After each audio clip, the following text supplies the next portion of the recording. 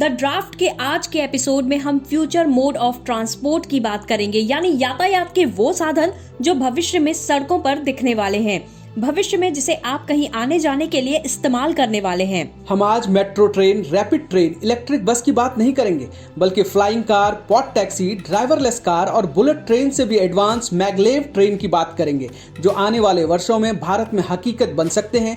नई तकनीक पर आधारित ट्रांसपोर्ट की सुविधाएं हमारे शहरों की प्लानिंग में शामिल हो रही हैं और आने वाले कुछ ही महीनों या वर्षों में यह हमारे जीवन का एक जरूरी हिस्सा होगा। लेकिन वीडियो शुरू करें उससे पहले अगर आप हमारे चैनल पर नए हैं और अब तक सब्सक्राइब नहीं किया है तो तुरंत कर लीजिए और दोस्तों के साथ शेयर भी जरूर कीजिए। अब आते हैं आज के टॉपिक पर। सड़कों पर बेतहाशा भीड़ के बीच रेंगती गाड़ियां, कई किलोमीटर लंबा ट्रैफिक जाम, रेड लाइट पर हॉर्न बजाती गाड़ियां और मेट्रो ट्रेन की धक्का मुक्की। दिल्ली, मुंबई समेत पूरे भारत के ज्यादातर शहरों में आज के ट्रांसपोर्ट सिस्टम का यही हाल है। आज दुनिया की आबादी 8 अरब के पार है और 10 से 20 साल पहले बनी सड़कें या ट्रांसपोर्ट सिस्टम यातायात की जरूरतों को पूरा नहीं कर सकता। भारत समेत दुनिया के हर देश में तेजी से शहरीकरण बढ़ रहा है। अगले 2-3 दशकों में दुनिया और खासकर शहरों की डेमोग्राफी तेजी से बदलने वाली है। संयुक्त राष्ट्र के आंकड़ों की माने तो साल 2050 तक दुनिया की 70% आबादी शहरी इलाकों में रह रही होगी, जो कि आज 54% है। आज दुनिया भर में टोक्यो, दिल्ली और शंघाई सहित 33 मेगा सिटीज हैं। 3 दशक बाद 21.3 करोड़ लोग शहरों में बढ़ जाएंगे। इस आबादी के हिसाब से 14 और मेगा शहर इस सूची में शामिल हो जाएंगे। दिल्ली के बारे में अनुमान है कि तब ये दुनिया का सर्वाधिक आबादी वाला शहर होगा। सरकारी अनुमान के मुताबिक भारत के शहरों में साल 2050 तक 85 से 90 करोड़ की आबादी रह रही होगी। इतनी बड़ी आबादी के लिए न तो शहर फैलाया जा सकेगा और न ही सड़कों पर आने से किसी को रोका जा सकेगा। ऐसे में ट्रांसपोर्ट सिस्टम में नई तकनीक को अपनाकर ही शहरों की जरूरतों को पूरा किया जा सकेगा। मॉडर्न ट्रांसपोर्टेशन के कई आधुनिक साधन तेजी से विकसित हो रहे हैं। इसलिए आज हम आपको आधुनिक शहर ट्रांसपोर्ट के 5 ऐसे फ्यूचर टेक्नोलॉजीज के बारे में बताएंगे जो आने वाले दिनों में हमारी जिंदगी का हिस्सा बन सकती हैं। सबसे पहले बात करते हैं पॉड टैक्सी की। रैपिड ट्रेन के बाद हमारे शहरों में जो ट्रांसपोर्ट सिस्टम सबसे जल्दी आता दिख रहा है वो है पॉड टैक्सी। भारत में सबसे पहले दिल्ली से सटे नोएडा शहर में पॉड टैक्सी चलाने की योजना है, जो आसपास के इलाकों को एनसीआर में बन रहे जेवर एयरपोर्ट से जोड़ेगी। भारतीय पोर्ट रेल और रोपवे कॉरपोरेशन लिमिटेड की ओर से तैयार रिपोर्ट में कहा गया है कि ये 14.6 किलोमीटर लंबा होगा। नोएडा में शुरू होने वाली पॉड टैक्सी दुनिया की सबसे लंबे रूट वाली पॉड टैक्सी होगी। इसमें 12 स्टेशन होंगे और 37,000 यात्री हर दिन सफर कर सकेंगे। इस प्रोजेक्ट में 641.53 करोड़ रुपए खर्च होंगे। डबल ट्रैक वाली पॉड टैक्सी के कॉरिडोर को पूरा करने में 1 वर्ष लगेगा। इस प्रोजेक्ट को मार्च 2026 तक पूरा करने का लक्ष्य है। अब सवाल है कि पॉड टैक्सी कैसे काम करती है। एक पॉड टैक्सी में तकरीबन 8 यात्री बैठ सकते हैं और 13 लोग खड़े होकर यात्रा कर सकते हैं। पॉड टैक्सी के ऑटोमेटिक सिस्टम में कमांड फीड कर दिया जाता है कि उसे कहां पर कब पहुंचना है और कब रुकना है। सेंसर टेक्नोलॉजी के जरिए ये सुनिश्चित किया जाता है कि एक ही रूट पर जा रही 2 पॉड के बीच में पर्याप्त दूरी रहे। पॉड टैक्सी का पूरा सिस्टम बिजली पर चलता है, तो प्रदूषण को कंट्रोल करने के साथ साथ सस्ती सेवा मुहैया कराने के लिहाज से भी ये काफी कारगर है। इसे अपनाने से हमारे शहरों में जहां तेज ट्रांसपोर्टेशन संभव हो पाएगा, वहीं यातायात में दुर्घटनाओं को कम करने और प्रदूषण को कंट्रोल करने में भी मदद मिलेगी। पॉड टैक्सी के बाद बात करते हैं फ्लाइंग टैक्सी की। आपने फिल्मों में उड़ने वाली कारें तो जरूर देखी होंगी, लेकिन सोचिए अगर आपके शहर के आसमान में चारों ओर उड़ने वाली कारें दिखें तो कैसा नजारा होगा। ये कोई सपना नहीं, बल्कि दुनिया इस हकीकत को हासिल करने के बहुत करीब है। आज दुनिया में करीब 20 कंपनियों ने फ्लाइंग टैक्सी का प्रोटोटाइप पेश किया है। न सिर्फ अमेरिका बल्कि made in India flying taxi का मॉडल भी सामने आ चुका है।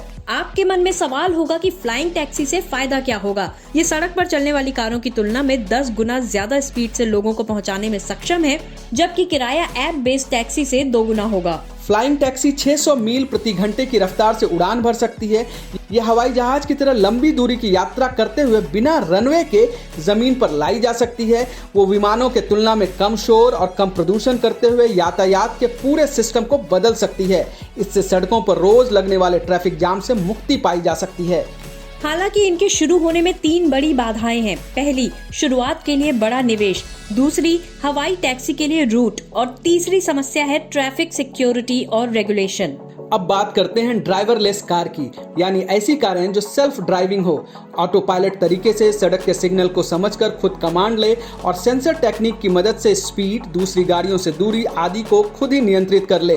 सेल्फ ड्राइविंग या ड्राइवरलेस कारें कई आधुनिक देशों में आज हकीकत का रूप ले चुकी हैं। सेल्फ ड्राइविंग कारें चलाने के लिए हाईटेक कंट्रोल सिस्टम के साथ सेंसर, कैमरा, नेविगेशन के लिए एआई तकनीक का इस्तेमाल किया जाता है।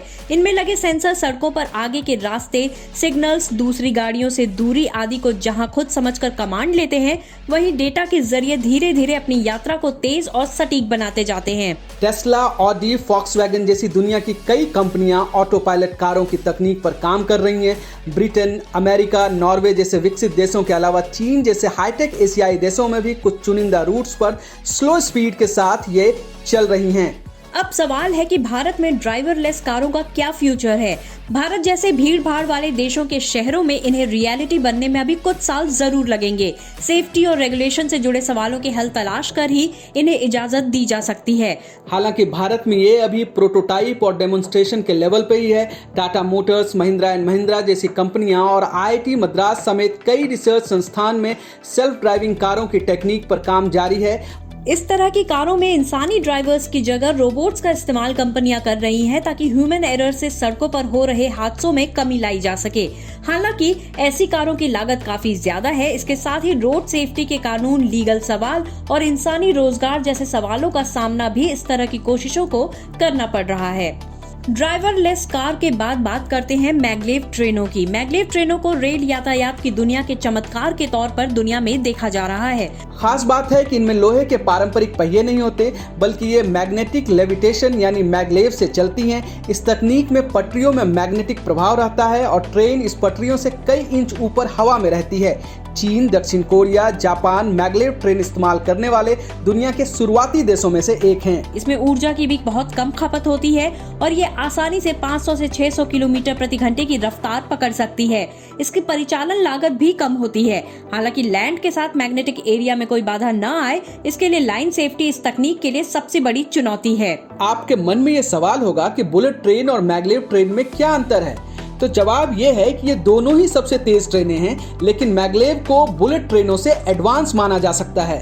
बुलेट ट्रेन 300 से 400 किलोमीटर प्रति घंटे की रफ्तार से चलती है, जबकि मैगलेव ट्रेनों की स्पीड 500 किलोमीटर प्रति घंटे से अधिक होती है। बुलेट ट्रेन पटरी पर चलती है, जबकि मैगलेव ट्रेन पटरी से कुछ इंच ऊपर मैग्नेट प्रभाव से चलती है। Flying car, driverless car, pod taxi के बाद अब सड़कों की बात करते हैं।